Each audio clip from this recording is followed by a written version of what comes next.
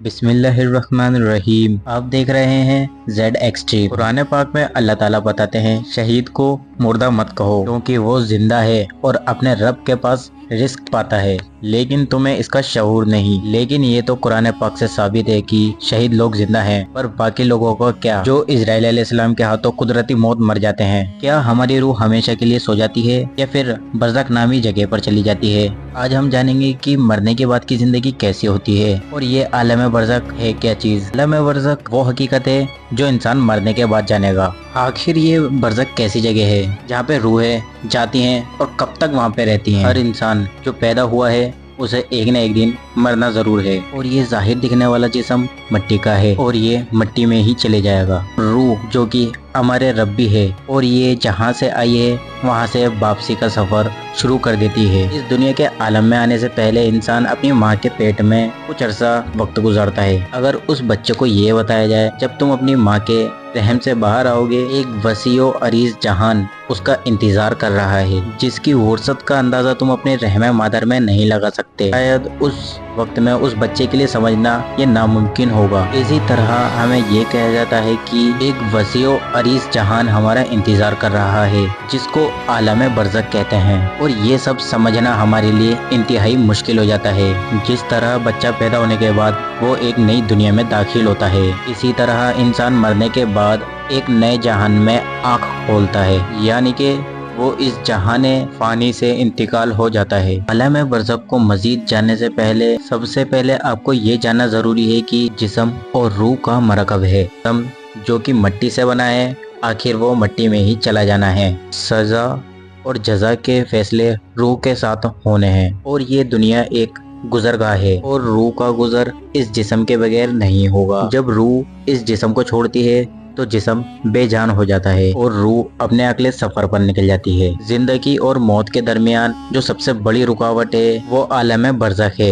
यह एक ऐसी दुनिया है जहां मरने के बाद रूहें मुंतकिल होती हैं। इस आलम में इंसान की रूह आज़ाद होती है और उसकी ताकत भी बढ़ जाती है। आलम बरज़ख एक इतना बड़ा आलम है कि एक आम इंसान उसका तसव्वुर भी नहीं कर सकता, यानी कि ये दुनिया की जिंदगी और आखिरत की जिंदगी के मुकाबले कुछ भी नहीं है। इंसान की रूह आलम बरज़ख में पहुंचती है, जो कि एक वेटिंग एरिया है, जहां पर एक बहुत लंबा इंतजार है। उस दिन का इंतजार जिस दिन हश्र का मैदान कायम किया जाएगा। अगर कोई शख्स इस दुनिया में अल्लाह ताला का फर्माबरदार है, आलम बरज़ख में उसकी मेहमान नवाजी की जाती है। अगर कोई शख्स अल्लाह का नाफरमान है तो उसे आलम बरज़ख में एक सख्त आजमाइश में डाल दिया जाएगा। मौत का तजर्बा हर इंसान के लिए मुख्तलिफ है। हर इंसान उस तरीके से मरेगा जिस तरीके से वो जिया है। मौत का फरिश्ता उसको एक हकीकी आईने की तरह नजर आएगा। खुश नसीब लोगों को मौत का फरिश्ता एक इंतहाई खूबसूरत चेहरे में नजर आएगा। ये लोग जब दुनिया से जाते हैं तब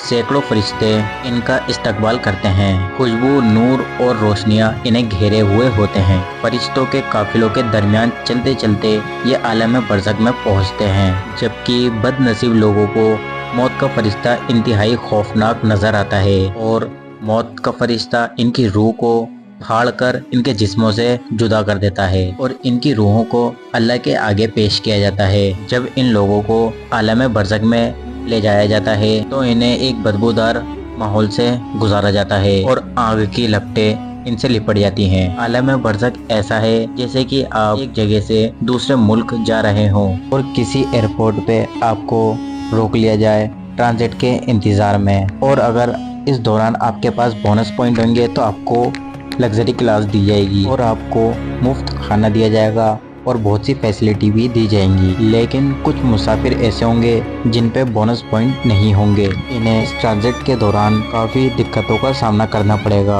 और उन्हें वो सहूलतें नहीं मिलेंगी जो बोनस पॉइंट वालों को मिली गई हैं। इसी तरीके से आलम बरज़ख में मुख्तलिफ स्टेशन होंगे, जिसमें से सबसे पहला स्टेशन इल्लीहीन है, जिसका जिक्र कुरान पाक में है, और ये ऐसा आला तरीन मकाम है जो कि अंबिया अलैहिस्सलाम के लिए ही बनाया गया है। दूसरा स्टेशन जो कि सब्ज़ परिंदों के लिए कहा जाता है, यह स्टेशन शहोदा की रूहों के लिए मुख्तस किया गया है। तीसरा स्टेशन जो कि जन्नत के दरवाजों से सेहन से तस्बीह दी गई है और अहले ईमान की रूहें यहाँ पर क़याम करती हैं। चौथा स्टेशन कब्रिस्तान है। 100 में से 1% इनमें सालिहीन की कब्रें होती हैं और इनकी रूहें कब्रिस्तान में ही रहना पसंद करती हैं। बेशुमार बदबख्त और बदनसीब रूहें आलम बरज़ख तक नहीं पहुंच पाती और वो ज़मीन पर ही महसूर रह जाती हैं और उन्हें जन्नत में जाने की इजाज़त नहीं मिलेगी।